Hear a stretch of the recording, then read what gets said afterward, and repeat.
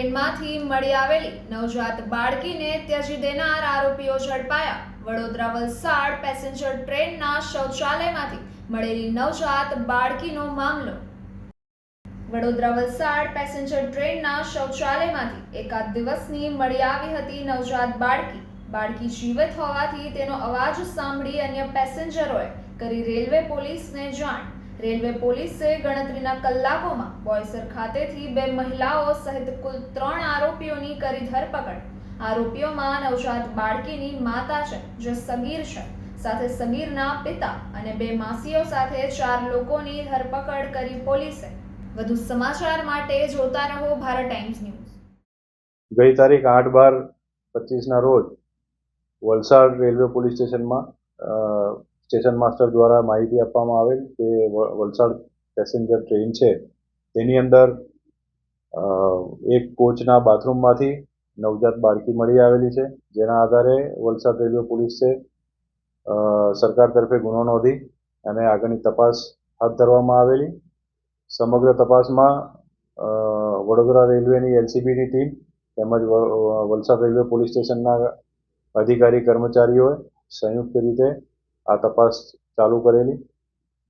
તપાસ દરમિયાન ભરૂચ, સુરત, વલસાડ અને વાપી જેવા સ્ટેશનો તમામ સ્ટેશનના ફૂટેજીસ તેમજ જે રેલવે સ્ટેશન બહારનો વિસ્તાર છે ત્યાંના પણ સીસીટીવી ફૂટેજને બધા મેળવીને અને ઊંડાણપૂર્વક તપાસ કરેલી હતી, જેમાં જે શકદાર ઈસમો કાં તો જે શક પડતા ઈસમો છે જે બાળકી મૂકીને જઈ શકે તેવા હતા તેવા ઈસમોની શોધખોળ ચાલુ કરવામાં આવેલી અને વલસાડ તેમજ વાપીના જે જવાબદાર નાગરિકો છે તેમના તરફથી જે ટેક્સી અને રિક્ષાના વ્યવસાય સાથે સંકળાયેલા છે તેવી જવાબદાર વ્યક્તિઓ પાસેથી પોલીસને સચોટ માહિતી મળેલી અને જેના આધારે પોલીસે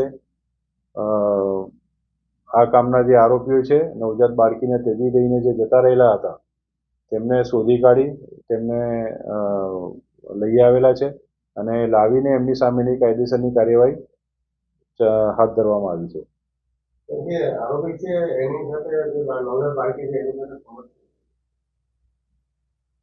જે આરોપી પકડાયા છે એ પૈકીના જે નવજાત બાળકીની માતા છે તે પોતે જ સગીર વયની છે, તેમજ જે સગીર માતા છે તેના ફાધર છે તેમજ તેની 2 માસીઓ છે। એ કુલ એમ 4 જણને પોલીસ લઈ આવી છે તપાસના કામે અને એમાં જે કાયદાના સંઘર્ષમાં આવેલી બાળકી તેમજ તેમના જે પરિવારજન છે એટલે ફાધર અને માસી એમ એ 3 વિરુદ્ધ અને તેમની સામે આ કાયદેસરની કાર્યવાહી હાથ ધરવામાં આવી રહી છે।